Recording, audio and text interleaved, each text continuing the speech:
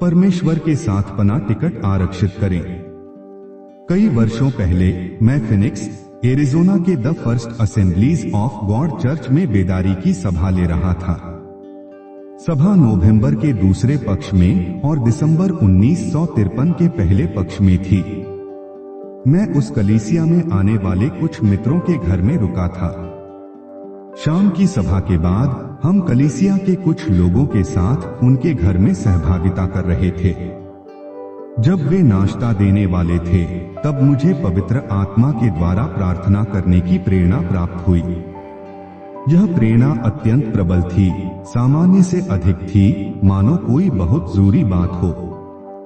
ये सभी full gospel लोग थे, इसलिए मैं अपने मेजबान को बता सका कि मुझे प्रार्थना करना है और मुझे उसी समय प्रार्थना करना है। उसने कहा कि वहां उपस्थित हर कोई प्रार्थना करे, इसलिए हर किसी ने अपना काम रोक दिया और प्रार्थना करने लगा। मेरे घुटने जमीन पर टिके ही होंगे कि मैं आत्मा में आ गया। आत्मा में होने का क्या अर्थ है आप जानते हैं? प्रभु के दिन यूहन्ना आत्मा में था। वाक्य 1:10। उसके बाद हमने काम 18:9 में पढ़ा कि प्रभु ने रात के समय पौलुस से दर्शन में बातें की, मत डर वरन कहे जा और चुप मत रह। काम 23:11। उसी रात प्रभु ने उसके पास आ खड़े होकर कहा, हे पौलुस, ढाढ़स बांध, क्योंकि जैसी तूने यरूशलेम में मेरी गवाही दी, वैसी ही तुझे रोम में भी गवाही देनी होगी। काम 23:11-17। जब मैं फिर यरूशलेम में आकर मंदिर में प्रार्थना कर रहा था तो बेसुध हो गया। 18 और उसको देखा कि मुझसे कहता है, जल्दी करके यरूशलेम से झट निकल जा, क्योंकि वे मेरे विषय में तेरी गवाही न मानेंगे। ये आत्मा में होने के बाइबल आधारित उदाहरण हैं। प्रारंभिक कलीसिया के दिनों में कुछ लोगों को इस प्रकार के अनुभव हुए थे। हमारे पास भी इस प्रकार के अनुभव होना चाहिए, क्योंकि हमारे पास वही पवित्र आत्मा। जब मैंने उन फुल गॉस्पल लोगों के घर में प्रार्थना करने के लिए घुटने टेके, जैसे ही मैंने अपने घुटने जमीन में टेके, मैं अन्य भाषाओं में प्रार्थना करने लगा और आत्मा में आ गया। या जैसा पौलुस का 2:22-17 में कहता है, मैं बेसुध हो गया। जब हम आत्मा में होते हैं तब इसका अर्थ यह नहीं कि आप क्या कर रहे हैं आप नहीं जानते। इसका अर्थ केवल यह है कि आपके भौतिक इंद्रिय शांत हो जाते हैं और आप शरीर के क्षेत्र से अधिक आत्मा के क्षेत्र में होते हैं। स्वाभाविक बातों से अधिक आप आत्मिक बातों के प्रति सचेत होते हैं। उस समय मैं नहीं जानता था कि मैं कहां था। मुझे एहसास नहीं था कि मैं फिनिक्स, एरिजोना में हूं। मुझे ऐसा लगा कि मैंने सफेद बादल में घुटने टेके हैं। मैं 45 मिनट तक अन्य भाषाओं में बड़ी तेजी से और कराह के साथ प्रार्थना करता रहा। मैंने अन्य भाषाओं में काफी प्रार्थना कर ली और मुझे अनुवाद प्राप्त हुआ कि मैं किसी खोए हुए व्यक्ति के लिए मध्यस्थता कर रहा था। प्रार्थना के अंत में मैंने विजय का एहसास किया। जो लोग इस प्रकार प्रार्थना कर रहे हैं उन्हें मैं प्रोत्साहन देता हूं कि वे इस प्रकार प्रार्थना करते रहें जब तक कि वे विजय को महसूस नहीं कर लेते। वे आत्मा में या तो गाने लगेंगे या तो हंसेंगे। जब तक आपको विजय का एहसास नहीं होता तब तक जब आप प्रार्थना करते रहते हैं, इसका अर्थ यह है कि जिसके विषय आप प्रार्थना कर रहे हैं उसका उत्तर आपको मिल गया है। इस प्रकार प्रार्थना करने के बाद मैंने एक दर्शन देखा। इस दर्शन में मैंने आने वाले रविवार की रात की सभा देखी जिसमें 500 से 600 लोग उपस्थित थे। जिस दिन मैंने दर्शन देखा तब वह शुक्रवार की रात थी और मैं अपनी रविवार की सभा को 3 दिन पहले देख रहा था। इस दर्शन में मैंने खुद को प्रचार करते हुए और बाद में आल्टर कॉल देते हुए देखा। मैंने देखा कि मेरी एक कोहनी पुलपिट पर टिकी हुई है और मैं झुककर एक व्यक्ति की ओर उंगली दिखा रहा हूं जो बीच के भाग में दूसरी कतार में बैठा था। मैंने उसे कहा, मेरे मित्र, प्रभु मुझे दिखाता है कि आप 70 वर्ष पार कर चुके हैं। आप मसीही नहीं हैं और आप विश्वास नहीं करते कि नरक है। परंतु परमेश्वर ने मुझसे कहा कि मैं आपको बताऊं कि आपका एक पाँव नरक में है और दूसरा पाँव जा रहा है। इस दर्शन में मैंने देखा कि वह व्यक्ति अपनी सीट से उठकर खड़ा हुआ और उसने वेदी के पास आकर घुटने टेके और उद्धार पा लिया। इस दर्शन के समाप्त होने के बाद वहां जो लोग उपस्थित थे जान गए कि मैंने कुछ देखा है और उन्होंने उस विषय में मुझसे पूछा, इसलिए मैंने उन्हें बताया। रविवार की रात जब हम गिरजाघर आए तब मैंने तुरंत उस स्थान में देखा जहां मैंने उस व्यक्ति को दर्शन में बैठे हुए देखा था। इससे पहले मैंने अपने जीवन में उसे कभी नहीं देखा था, परंतु उसने वही कपड़े पहने थे जैसा कि मैंने शुक्रवार की रात को लोगों को वर्णन कर बताया। उस दर्शन में मैंने खुद को जो करते हुए देखा था वही मैंने किया। मैंने संदेश दिया और उसके बाद मैं पुलपिट पर झुका और मैंने उससे वही शब्द कहे। वह आगे आया, उसने वेदी के पास घुटने टेके और उद्धार पाया। बाद में वह व्यक्ति पासबान को वह सारी बातें बता रहा था जो मैंने उसके विषय में कही थी, जो मैंने आत्मा में उससे कहा था। उसने कहा कि उसकी उम्र 72 वर्ष की थी और उसे सिखाया गया था कि कोई नरक नहीं है। वह यह भी जानता था कि जब मैंने उससे कहा कि उसका एक पाँव नरक में है और दूसरा अंदर जा रहा है तो मेरे कहने का क्या अर्थ था। उसे गंभीर हृदय रोग था और डॉक्टर ने उससे कहा था कि वह किसी भी समय मर सकता है। उसने कहा कि वह पहली बार गिरजाघर आया था। किसी व्यक्ति ने इस व्यक्ति के लिए प्रार्थना नहीं की थी। उस कलीसिया का कोई भी सदस्य उसे नहीं जानता था। वह इस शहर में 5 महीने पहले आया था और उसने एक मोटेल खरीदा था। कुछ मसीही लोग जो पूर्व से यात्रा कर रहे थे उस मोटेल में रुके थे और उन्होंने उसे गवाही दी थी। वे लगभग उसे गिरजाघर में खींचकर लाए थे और उस रात उसने उद्धार पाया। पवित्र आत्मा जानता था कि वह आएगा और हमने पहले ही उसके विजय के लिए उसके आने से पहले ही प्रार्थना की थी। आत्मा में प्रार्थना करने का यह आनंद और लाभ है। उस दर्शन के पूरा होने के बाद स्वयं प्रभु यीशु ने मुझे दर्शन दिया। वह मुझसे मेरी सेवकाई के विषय में और हमारे देश के सरकार के संबंध में राष्ट्रीय स्तर से संबंधित कुछ बातें कहने लगा जो अगले ही वर्ष पूरी हुई। उसके बाद उसने मेरे अपने जीवन के संबंध में आर्थिक बातों के विषय में बातें की। उसने जैसा कहा था वैसा ही हुआ। उसके बाद उसने मुझसे कहा, विश्वासयोग्य रहकर अपनी सेवा पूरी कर, क्योंकि मेरे बेटे समय बहुत कम है। परमेश्वर के साथ अनंत काल में आपका समय और पृथ्वी पर मनुष्यों के साथ आपका समय, इसमें फर्क है। मैंने उसे कहा, प्रिय प्रभु यीशु, आपके जाने से पहले क्या मैं आपसे एक प्रश्न पूछ सकता हूँ? मेरे पास 2 संदेश हैं जो लोहू बहने वाली स्त्री के विषय में है जिसने आपके वस्त्र को छुआ। मैंने दोनों संदेश पवित्र आत्मा की प्रेरणा से प्राप्त किए थे। एक जब मैं हाईवे पर गिरजाघर जाने के रास्ते पर कार चला रहा था और अन्य भाषाओं में प्रार्थना कर रहा था तब मिला। मैंने सड़क के किनारे कार रोकी और उपदेश की रूपरेखा लिख ली। मैं अलाबामा के राज्य में ये संदेश दे रहा था और मैंने वचन पढ़ा और अपना संदेश आरंभ किया। तब ऐसा लगा मानो उस वचन के कुछ शब्द 3 गुना अधिक बड़े हो गए। वे शब्द मानो पन्ने से बाहर निकल रहे थे। मैंने ऐसा कुछ देखा जो मैंने पहले कभी नहीं देखा था और इस प्रकार मुझे अपना दूसरा संदेश प्राप्त हुआ। मैंने आगे कहा, प्रभु, जितनी बार मैं यह 2 संदेश प्रचार करता हूँ तो मैं अपनी आत्मा में जागृत रहता हूँ। मुझ में एहसास होता है कि पवित्र आत्मा मुझे दूसरा संदेश देने की कोशिश कर रहा है।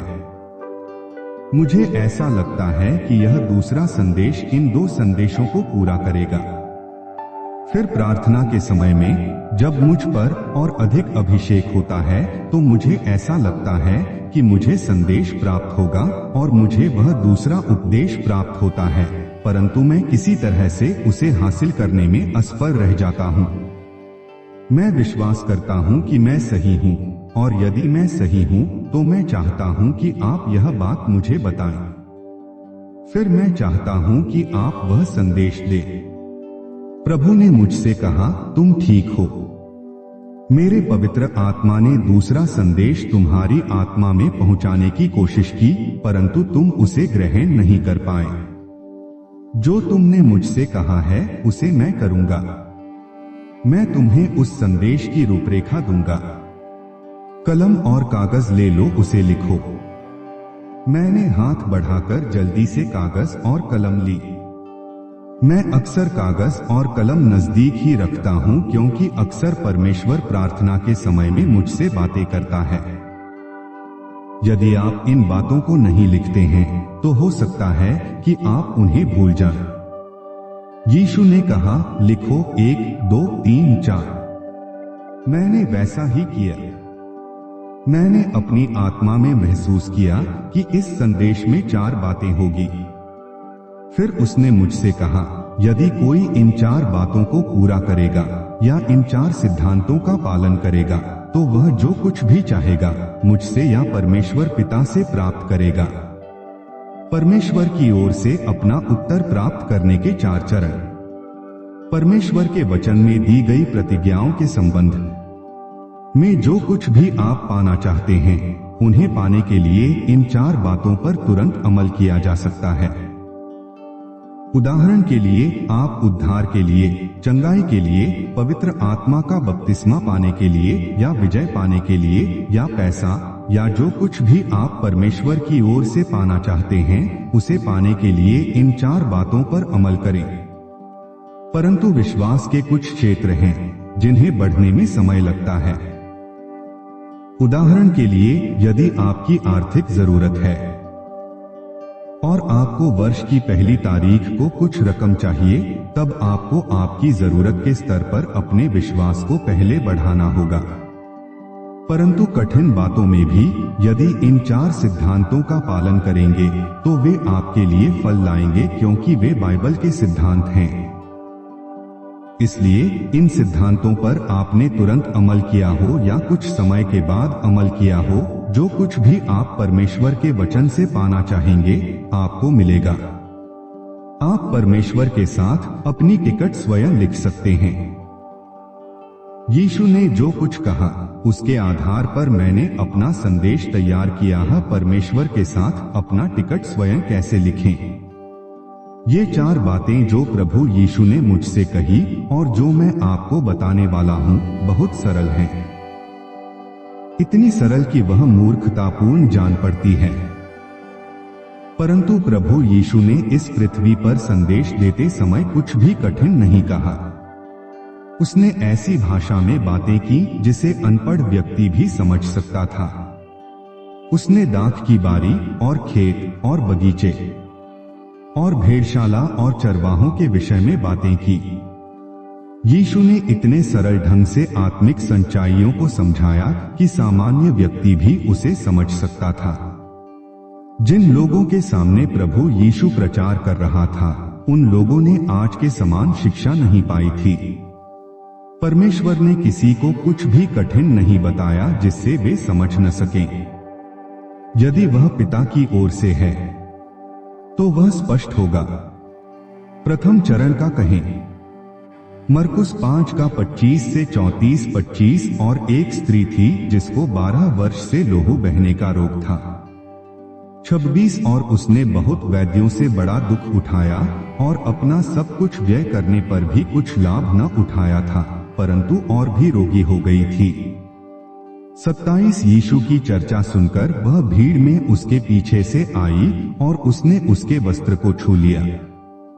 28 क्योंकि वह कहती थी, यदि केवल मैं उसके वस्त्र ही को छू लूंगी तो चंगी हो जाऊंगी। 29 और तुरंत उसका लोहो बहना बंद हो गया और उसने अपनी देह में जान लिया कि वह उस बीमारी से अच्छी हो गई है। 30 यीशु ने तुरंत अपने में जान लिया कि मुझ में से सामर्थ निकली है और उसने भीड़ में पीछे फिरकर पूछा, मेरा वस्त्र किसने छुआ? 31 उसके चेलों ने उससे कहा, आप देखते हैं कि भीड़ आप पर गिरी पड़ती है और आप कहते हैं कि किसने मुझे छुआ? 32 तब जिसने यह काम किया था उसे देखने के लिए उसने चारों ओर दृष्टि की। 33 तब वह स्त्री यह जानकर कि मेरी कैसी भलाई हुई है, डरती और कांपती हुई आई और उसके पांवों पर गिरकर उससे सब हाल सच सच कह दिया। 34 उसने उससे कहा, पुत्री, तेरे विश्वास ने तुझे चंगा किया है, कुशल से जा और अपनी इस बीमारी से चंगी हो जा। परमेश्वर की ओर से पाने के लिए इस स्त्री ने पहला कदम क्या उठाया? वचन 23 कहता है, यदि केवल मैं उसके वस्त्र ही को छू लूंगी तो चंगी हो जाऊंगी। उसने वही कहा जो वह चाहती थी और वह परमेश्वर के इच्छा के अनुसार था। हर लड़ाई जीतने का, हर विजय पाने का और परमेश्वर की ओर से सब कुछ पाने का एक ईश्वरीय पक्ष होता है और मानव पक्ष।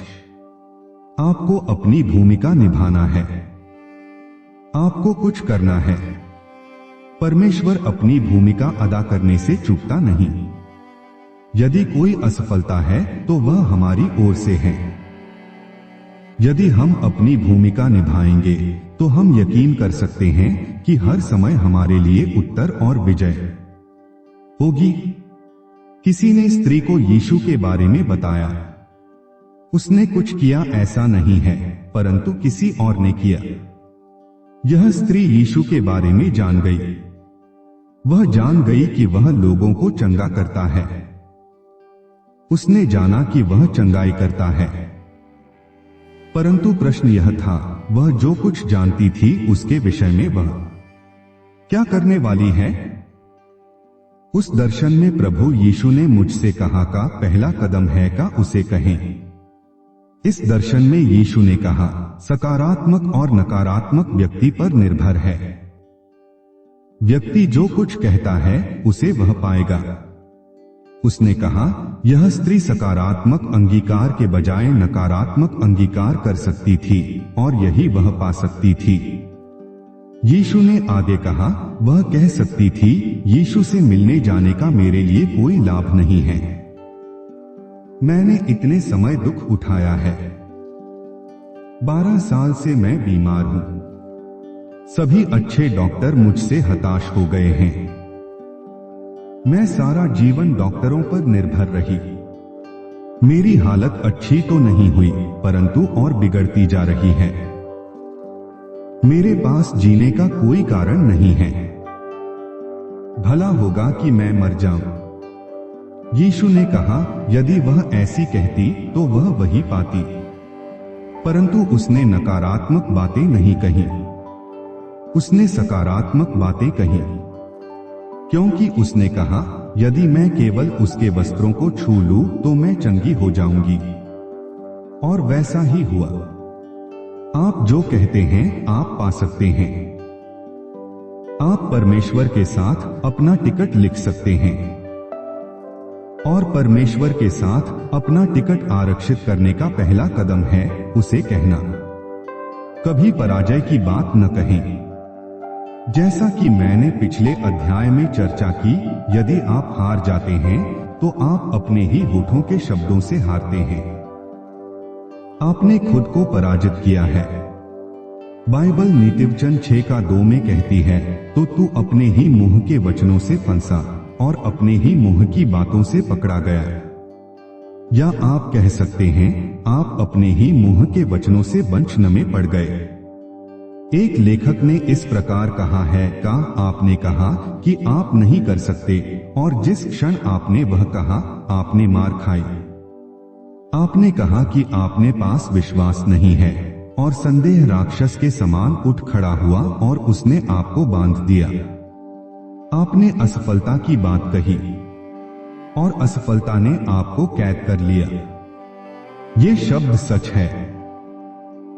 विश्वासियों को कभी हार की बात नहीं करनी चाहिए। हमें कभी असफलता की बात नहीं करनी चाहिए। आप अपनी परीक्षाओं के विषय में बोलते हैं, आप पैसों के अभाव के विषय में बोलते हैं और आपका विश्वास सिकुड़कर सूख जाता है। परंतु दूसरी ओर यदि आप अपने प्रेमी स्वर्गीय पिता के बारे में बोलते हैं और वह क्या कर सकता है यह बोलते हैं, तो आपका विश्वास बढ़ता जाएगा।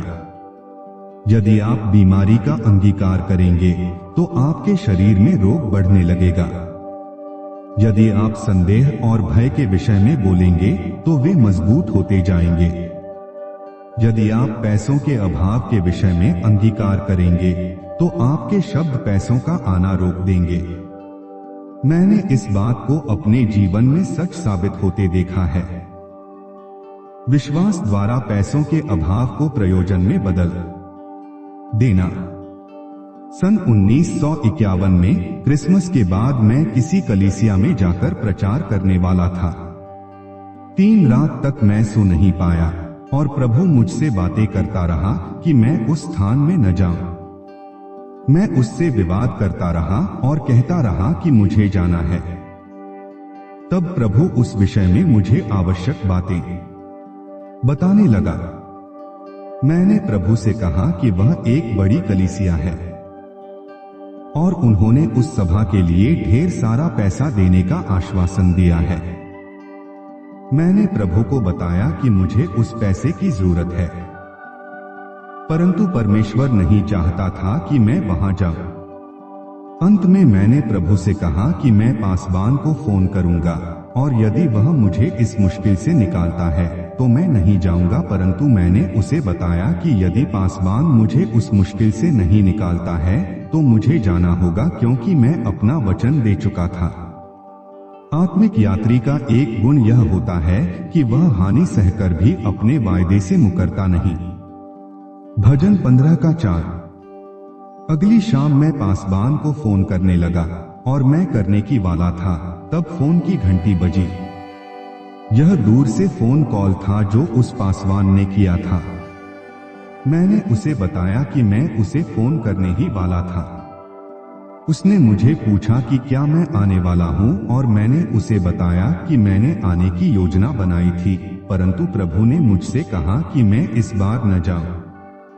उसने कहा कि यदि मैं बाद में जाऊं तो बेहतर होगा, क्योंकि उसे किसी काम से शहर से बाहर जाना था। इसलिए हम दोनों के लिए यह ठीक हो गया। मैंने फोन रखा और प्रभु से पूछा कि वह कहाँ चाहता था कि मैं सेवा के लिए जाऊं। परमेश्वर एक समय में एक ही बात में अगुवाई करता है। आगे बढ़ने से पहले यदि आप पूर्ण चित्र देखना चाहते हैं तो आप कभी आगे नहीं बढ़ेंगे और सारी आशीषन खो देंगे। फोन पर पासवान से बात करने के बाद मैंने प्रभु को बताया कि संभवतः मैं उस पासवान को फोन करूं जिसने मुझे आकर सभा लेने का न्योता दिया था। इस पासवान के संडे स्कूल में औसत 300 लोगों की उपस्थिति थी और उसने नया सभागार बनाया था जिसमें 800 लोग बैठ सकते थे। उसने मुझसे कहा कि यदि मैं जाऊंगा तो वह मुझे हर रात हाउसफुल होने का आश्वासन देगा। लेकिन मैंने प्रभु से पूछा कि क्या वह चाहता है कि मैं वहां जाऊं। उसने कहा नहीं। इसलिए मैंने प्रभु से पूछा कि वह कहां चाहता था कि मैं जाऊं। उसने मुझे शहर से बाहर लुइसियाना की सीमा के पास पूर्व टेक्सास की एक छोटी सी कलीसिया में जाने के लिए कहा। इस कलीसिया में संडे स्कूल के लिए 70 लोग आते थे और यह उनके लिए सबसे बड़ी संख्या थी। प्रभु ने पूछा कि क्या वह जानता है कि वह क्या कह रहा है। मैं प्रभु से उसी तरह बात करता हूं जिस तरह मैं दूसरों से बात करता हूं, क्योंकि मैं दूसरों से ज्यादा उसके करीब हूं और आप क्या सोचते हैं वह जानता है, इसलिए आपको उसके साथ खराई से चलना है। मैंने प्रभु को बताया कि वहां जाना मेरे बस की बात नहीं है, क्योंकि वह छोटी कलीसिया मेरे बजट को पूरा नहीं कर सकती। मैंने उस पासबान के लिए सभा ली थी और मुझे केवल $1.99 प्रति सप्ताह मिले। यह पासबान सप्ताह के अंत में मेरे लिए भेंट उठाता है। वह अपनी मंडली से कहता था कि उसके पास कुछ चिल्लर है और उनके पास भी होंगी, और मुझे चिल्लर ही मिलती थी। मैं हमेशा ही वह पैसा उन्हें लौटा देता था, क्योंकि यदि उन्हें पैसों की इतनी कमी थी तो उन्हें मुझसे अधिक जरूरत थी। इसलिए मैंने प्रभु से कहा कि यह पासबान भेंट उठाना भी नहीं जानता है। परंतु प्रभु ने मुझसे कहा कि मुझे वहीं जाना होगा। मैंने कहा मैं जाऊंगा, लेकिन मैंने प्रभु को बताया कि मैं उससे आशा करता हूं कि वह मेरी बजट के अनुसार मुझे दे, जैसा वह बड़ी कलीसियाओं में मेरे साथ करता था। प्रभु ने कहा कि जाने का काम मेरा है, वह अपना काम पूरा करेगा। मैं क्रिसमस के बाद के रविवार उस कलीसिया में गया। वहां पहुंचने के लिए मुझे रविवार की पूरी दोपहर गाड़ी चलाना पड़ा। मैं बहुत दूर आया था। जब मैं पासबान के घर आया, तब पासबान ने मुझे बताया कि वह मुझे यह बताने के लिए फोन करने वाला था कि मैं न आऊं, क्योंकि उनकी फसल खराब होने वाली थी। वहां की मुख्य फसल टमाटर और कपास थे, लेकिन ओले गिरने की वजह से टमाटर खराब हो गए थे और सूखे की वजह से कपास की फसल खराब हो गई। उसने कहा कि वह एक डाइम भी देने का वायदा नहीं कर सकता। मैंने उससे कहा मैंने आपसे डाइम नहीं मांगा। फिर मैंने उससे कहा कि लोगों को उठकर यह न कहना कि उसने मुझे बताया है कि उनकी फसल खराब हो गई है। मैंने यीशु बताया कि यदि उसे कुछ कहना है तो वह उठकर उनसे बाइबल क्या कहती है यही बताए। यदि मैं भूखा होता तो तुझसे न कहता, क्योंकि जगत और जो कुछ उसमें है वह मेरा है। भजन 50:12। मैंने उससे कहा कि वह लोगों को बताए कि चांदी तो मेरी है और सोना भी मेरा ही है, सेनाओं के यहोवा की यही वाणी है। हग्गै 2:8, भजन 50:10। और जो कुछ प्रभु का है वह हमारा है। मैंने उससे कहा कि उसके बाद वह भेंट उठाए, परंतु पैसों के विषय में कुछ न बोले, केवल लोगों को देने का अवसर दे। मैंने प्रभु को बताया कि मैं एक रकम मांग रहा हूं। मुझे सप्ताह में कम से कम $150 की आवश्यकता है। मैंने पासबान से यह नहीं कहा, क्योंकि वह डर जाता। जब भेंट उठाने का समय आया, तब उसने लोगों को वही वचन दिए जिन्हें मैंने कहने के लिए कहा था। परमेश्वर ने मुझसे कहा था कि मैं वहां केवल 10 दिनों तक रुकूं, इसलिए मैंने प्रभु से कहा कि मैं उन 10 दिनों के लिए $200 का दावा करूंगा। यह कम से कम रकम थी जिसके सहारे मैं गुजारा कर सकता था। जब 10 रातें बीत गईं, तब मुझे $248.15 भेंट के रूप में मिले। जब पहली बार मैं उस गिरजाघर में गया, तब वहां पर केवल एक व्यक्ति उपस्थित था, परंतु उस सप्ताह 32 लोग पवित्र आत्मा का बपतिस्मा पाने के लिए आगे आए। उन 32 लोगों में से 29 लोगों को मेरे हाथ रखते ही पवित्र आत्मा मिल गया। 29 में से 13 प्रौढ़ पुरुष थे और उनमें से 12 परिवार के मुखिया थे। इसलिए इस पासबान को उसकी कलीसिया में 10 दिनों के अंदर 12 नए परिवार मिले। यह एक छोटा सा पुराना देहात का चर्च था जिनके पास एक कमरे का संडे स्कूल था। वह जाड़े का समय था और जमन पर बीचों बीच एक छोटा सा देहाती चूल्हा जलता था। मैंने पासबान से कहा कि उसे कुछ कमरे बनाने होंगे ताकि बच्चों का संडे स्कूल अलग हो सके। पासबान पिछले जाड़े में ऐसा करना चाहता था। उसने इमारती लकड़ी बेचने वाले से बात की थी, जो कि एक बैप्टिस्ट व्यक्ति था जिसने आवश्यक लकड़ियां और नीम की सारी सामग्री और दरवाजे और खिड़कियां छोड़कर बाकी सब कुछ देने का वायदा किया था। उस व्यक्ति ने यह सब कुछ केवल $400 में देने का वायदा किया था। मैंने पासबान से पूछा कि उसने क्यों यह पेशकश स्वीकार नहीं की। उसने कहा कि फसल खराब हो जाने से किसी के पास पैसा नहीं था। रविवार की सुबह संडे स्कूल के बाद प्रचार करने से पहले मैंने लोगों को बताया कि मैं बड़ों की संडे स्कूल कक्षा में पीछे बैठा था, परंतु मैं कुछ भी सुन नहीं पा रहा था क्योंकि इस एक ही कमरे में सभी उम्र के लोग शिक्षा पा रहे थे और उनकी आवाज आ रही थी। मैंने उन्हें बताया कि भवन निर्माण की सामग्री खरीदने के लिए पासबान को अच्छा सौदा मिला है, परंतु फसल चूक गई है और पैसों के अभाव में वह भवन निर्माण कार्यक्रम में आगे नहीं बढ़ पाया है। मैंने उन्हें बताया कि अतिरिक्त कमरों के निर्माण में मुझे भी रुचि है और मैं पहले $10 स्वयं दूंगा। उन्हें रोकने से पहले हमारे पास $400 से अधिक पैसा आ चुका था।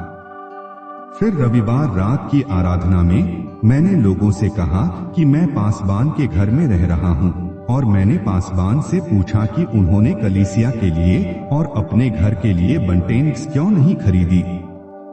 मैंने मंडली को बताया कि हम मिट्टी तेल के स्टोव पर बना हुआ खाना खा रहे हैं और सब कुछ मिट्टी तेल समान लगता है। जब मैंने इस विषय में पासबान से पूछा तब उसने मुझे बताया कि एक बैप्टिस्ट व्यक्ति ने उनसे कहा था कि वह गिरजाघर में और पासवान के घर में बंटेन सिस्टम लगा देगा और कुकिंग स्टोव और गर्म पानी का स्टोव कम कीमत में लगा देगा। इस बैप्टिस्ट व्यक्ति ने यह भी कहा कि उसके बाद वह बिना मूल्य लगा देगा। उसने यह भी कहा कि इस सिस्टम के लिए 10% कीमत अपनी जेब से अदा करेगा। मैंने मंडली से कहा कि पासबान इस बात के लिए सहमत हो गया था, परंतु फसल खराब हो जाने और उसकी वजह से पैसों के अभाव में वह ऐसा नहीं कर पाया। मैंने लोगों से कहा कि हमें पैसा इकट्ठा करके यह सिस्टम खरीदना होगा। और क्या आप जानते हैं, कुछ ही मिनटों में हमारे पास पैसा इकट्ठा हो गया। 10 दिन की सभा के अंत में मैं पासबान से उन पैसों के विषय में बात कर रहा था जो भेंट के रूप में मिले थे। पासवान ने कहा कि पहले उनके पास कलीसिया में केवल एक ही व्यक्ति था और कुछ लोग आते जाते रहते थे और उसके अपने वेतन के लिए औसत केवल $15 एक सप्ताह में मिलते थे। इसलिए उसे उपजीविका कमाने के लिए दूसरी नौकरी भी करना पड़ता था। परंतु उस रविवार की सुबह उसे उसके साप्ताहिक वेतन के रूप में $140 मिले। जो नए लोग आए उन्हें मैं दसवांश के विषय में प्रचार करने लगा। पासवान ने कहा कि उन 10 दिनों के अंदर उन्हें $2000 से थोड़ा अधिक मिला था और इसके बाद वह कभी असफलता के विषय में नहीं बोलेगा। यदि आप पैसों के अभाव के विषय में बोलते हैं तो वह पैसों को आने से रोक लेता है, और यदि आप अपने संदेह और डर के विषय में बोलेंगे तो आप अपने विश्वास को नष्ट कर देंगे। परंतु यदि आप परमेश्वर के वचन के अनुसार शब्दों को बोलेंगे तो आपका विश्वास बढ़ जाएगा, आपकी परिस्थितियां बदल जाएंगी और आपको परमेश्वर की ओर से प्रार्थना का आवश्यक उत्तर मिल जाएगा। चरण 2, उसे करें। मरकुस 5 का 28 क्योंकि वह कहती थी, यदि केवल मैं उसके वस्त्र ही को छू लूंगी तो चंगी हो जाऊंगी। लोहू बहने वाली स्त्री ने यदि कहा होता कि मैं उसके वस्त्रों को छू लेती हूं तो मैं चंगी हो जाऊंगी और उसके बाद अपने वचनों के अनुसार काम नहीं करती तो उसे कुछ लाभ न होता। उस रात यीशु ने मुझे दर्शन में बताया, तुम्हारे कार्य तुम्हें पराजित करते हैं या सफलता देते हैं। तुम्हारे कामों के अनुसार जो कुछ तुम परमेश्वर से मांगते हो उसे या तो पाते हो या नहीं पाते। लोहू बहने वाली स्त्री ने जो कुछ कहा था उसके अनुसार कार्य किया। उसने यीशु के वस्त्रों को छू लिया। चरण 3, मरकुस 5 का 29 और तुरंत उसका लोहू बहना बंद हो गया और उसने अपनी देह में जान लिया कि वह उस बीमारी से अच्छी हो गई है। विश्वास से उसके वस्त्रों को छू लेने के बाद स्त्री को अपने शरीर में ऐसा लगा कि वह उस रोग से चंगी हो गई है। मरकुस 5 का 29। यीशु ने कहा, किसने मेरे वस्त्रों को छुआ? मरकुस 5:30। यीशु जानता था कि उसमें से सामर्थ्य निकली है। यीशु ने अपने चेलों से कहा, आप देखते हैं कि भीड़ आप पर गिरी पड़ती है और आप कहते हैं कि किसने मुझे छुआ? मरकुस 5:31। पहले स्त्री ने कहा, फिर वह यीशु को छूकर चंगाई पाने के लिए आगे आई। यह उसका कार्यरूप विश्वास था। फिर उसने उसे कहा और अपने शरीर में महसूस किया कि वह उस रोग से चंगी हो गई है। महसूस करने और चंगा होने से पहले कहना और कार्य करना आता है। ध्यान दे कि महसूस करना और चंगा होना बोलने और कार्य करने के बाद आया। अधिकतर लोग पहले महसूस करना और पाना चाहते हैं और उसके बाद वे सोचते हैं कि वे बोलेंगे और कार्य करेंगे। परंतु आप ऐसा नहीं कर सकते क्योंकि यह इस तरह कार्य नहीं करता। आपको पहले बोलना है और कार्य करना है, फिर आप महसूस करेंगे और पाएंगे।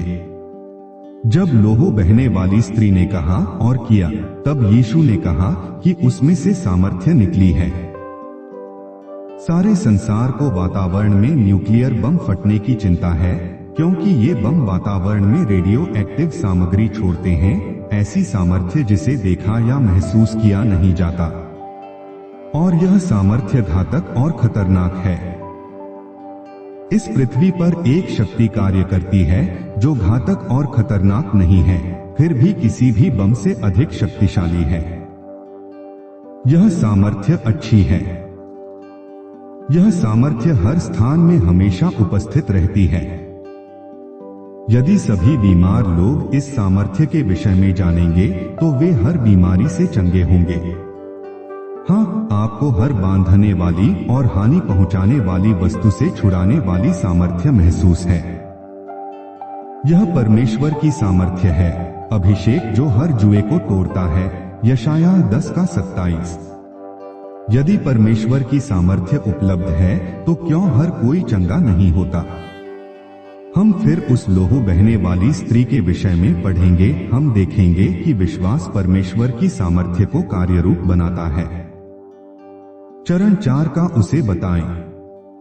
मरकुस 5:33। तब वह स्त्री यह जानकर कि मेरी कैसी भलाई हुई है, डरती और कांपती हुई आई और उसके पांवों पर गिरकर उससे सब हाल सच सच कह दिया। यह पद कहता है कि लोहू बहने वाली स्त्री ने यीशु को सारा सच पद 33 बताया। यीशु ने उसे बताने के लिए कहा ताकि अन्य लोग उसे पा सके। पहला चरण है कहना और चौथा चरण है उसे बताना। सबसे पहले हमने पढ़ा कि जो कुछ स्त्री ने विश्वास किया उसे कहा। अब वह जो कुछ कह रही थी, विश्वास कर रही थी और बोल रही थी, उसे अब वह बता रही है। परमेश्वर की ओर से पाने से पहले आपको कुछ बातें विश्वास से कहनी है। कई बार लोग गलत बात कहते हैं क्योंकि वे गलत बात पर विश्वास करते हैं। मैंने पहले ही कहा कि गलत विचार गलत विश्वास को उत्पन्न करता है और गलत विश्वास गलत कथन को विश्वास करता है। परंतु जब लोग सही बात पर विश्वास करना आरंभ करते हैं और सही बात कहते हैं, तब वे अपने जीवन में सही बातों को पाएंगे। आप जो कुछ कहते और विश्वास करते हैं, चाहे वह भला हो या बुरा हो, उसे आप जीवन में पाएंगे। इस दर्शन में जब यीशु मुझे, फिर मैंने पूछा, प्रभु आपने कहा कि यदि कोई विश्वासी इन 4 चरणों के अनुसार चलेगा तो वह जो कुछ वह चाहेगा। इस दर्शन में जब यीशु मुझे यह सिखा रहा था, तब मैंने प्रभु से कहा कि यदि कोई इन 4 चरणों के अनुसार चलता है तो वह इस स्त्री के समान चंगाई पा सकता है। फिर मैंने पूछा, प्रभु आपने कहा कि यदि कोई विश्वासी इन 4 चरणों के अनुसार चलेगा तो वह जो कुछ वह चाहेगा उसे वह पाएगा। क्या इसका मतलब यह है कि लोग इस तरह पवित्र आत्मा भी पा सकते हैं? प्रभु ने उत्तर दिया, पा सकते हैं। हम अपनी विजय की टिकट का आरक्षण करते हैं। फिर मैंने यीशु से कहा, क्या यीशु ने उत्तर दिया, बिल्कुल हाँ। फिर यीशु ने कहा कि यदि विश्वासी अपना टिकट आरक्षित नहीं करता है तो वह नहीं होगा, उसकी परिस्थिति के विषय में कुछ नहीं होगा। यीशु ने आगे कहा, यदि विश्वासी अपना टिकट स्वयं आरक्षित नहीं करते तो वह नहीं होगा। उनकी प्रार्थना कि मैं उन्हें विजय दूं, उनके समय की बर्बादी होगी। उन्हें अपना टिकट स्वयं आरक्षित करना है। यीशु कह रहा था कि विश्वासियों को स्वयं ही अपनी परिस्थितियों के विषय में कुछड़ करना होगा और इन 4 चरणों के अनुसार चल के वे उसे कर सकते हैं। विश्वास के 4 चरणों के पुराने नियम से उदाहरण। तब मैंने प्रभु से कहा कि वह मुझे इन 4 सिद्धांतों के विषय में बाइबल से और कुछ पद बताएं। प्रभु ने मुझसे कहा कि दाऊद ने 1 शमूएल 17 का 30 से 54 में इन 4 सिद्धांतों का उपयोग किया। दाऊद इस्राएलियों की छावनी में आया और उसने देखा कि फिलिस्तीनियों की तराई की एक ओर डेरा डाला है और इस्राएलियों ने दूसरी ओर। गोलियत इस्राएल की सेनाओं को परमेश्वर के लोगों को ललकार रहा था और उसने इस्राएलियों को चुनौती दी। और दाऊद ने कहा, 1 शमूएल 17 का 32। यह पहला कार्य दाऊद ने किया। उसने कहा कि वह खतना न किए हुए फिलिस्ती गोलियत के विरोध में वह लड़ेगा और जीत जाएगा। 1 शमूएल 17 का 32 से 37-32। तब दाऊद ने शाऊल से कहा, किसी मनुष्य का मन उसके कारण कच्चा न हो, तेरा दास जाकर उस पलिश्ती से लड़ेगा। 33। शाऊल ने दाऊद से कहा, तू जाकर उस पलिश्ती के विरुद्ध नहीं युद्ध कर सकता, क्योंकि तू तो लड़का ही है और वह लड़कपन ही से योद्धा।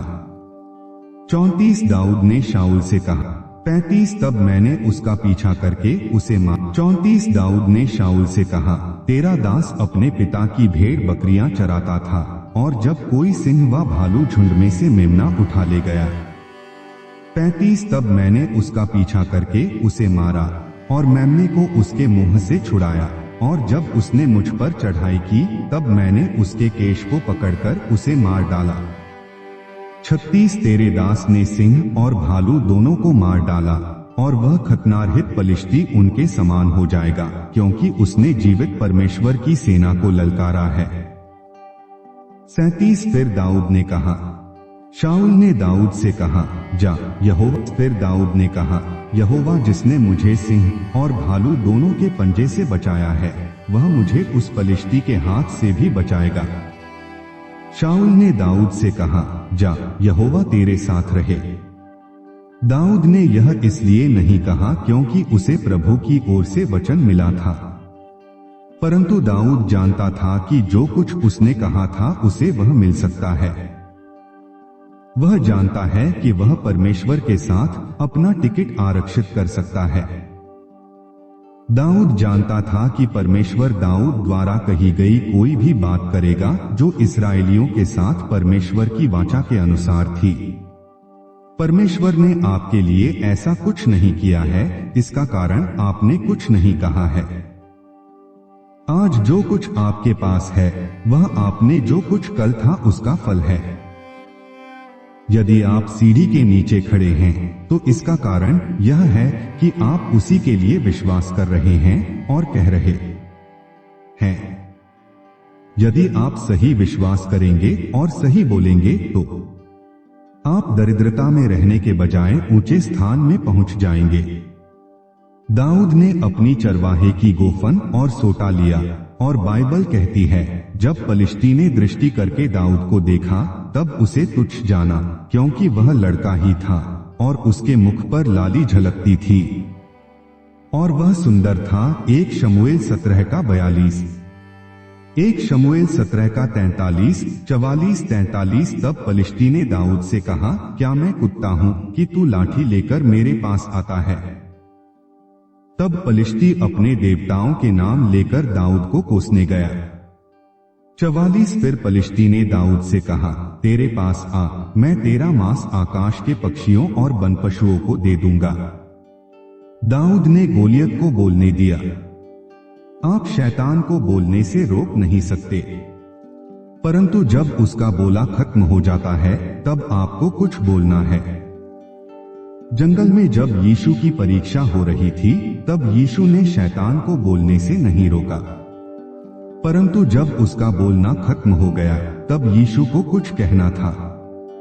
यीशु ने कहा, लिखा है मत्ती 4:4।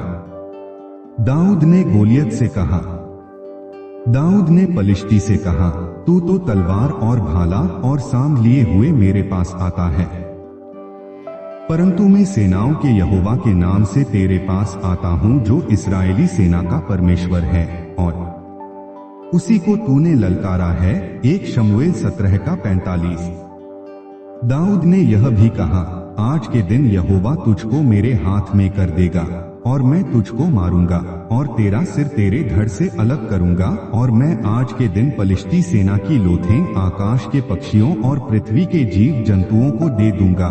तब समस्त पृथ्वी के लोग जान लेंगे कि इस्राएल में एक परमेश्वर है। 1 शमूएल 17:46। दाऊद एक छोटा देहाती लड़का था और गोलियत एक महाकाय था और 11.5 फीट ऊंचा था। गोलियत इतना ऊंचा था कि दूसरा व्यक्ति उसकी ढाल लेकर चलता था। कुछ लोग कहते हैं, दाऊद कैसे जानता था कि क्या करे? यह अजीब बात है कि जब स्वाभाविक बातों की बारी आती है तब लोग जान लेते हैं कि क्या किया जाए।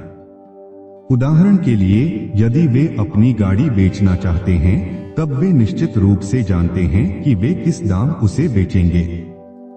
यदि वे नौकरी की तलाश में हैं कि वे जानते हैं कि ये कैसे किया जाए। परंतु जब आत्मिक बातों की बारी आती है तब वे नहीं जानते कि क्या करें। वे नहीं जानते कि वे अपना टिकट खुद आरक्षित कर सकते हैं। आप स्वयं परमेश्वर के साथ अपना टिकट आरक्षित कर सकते हैं। आप जाने या न जाने आप यही कर रहे हैं। यही कारण है कि लोग उस स्थान में हैं जहां वे अभी हैं। यदि आप विश्वास करेंगे कि परमेश्वर करेगा तो परमेश्वर आपके लिए सब कुछ करेगा। मरकुस 11:24। इन बातों के विषय में कई लोगों ने इन वचनों को पढ़ा है, परंतु ये वचन उनके लिए कभी मायने नहीं रखते।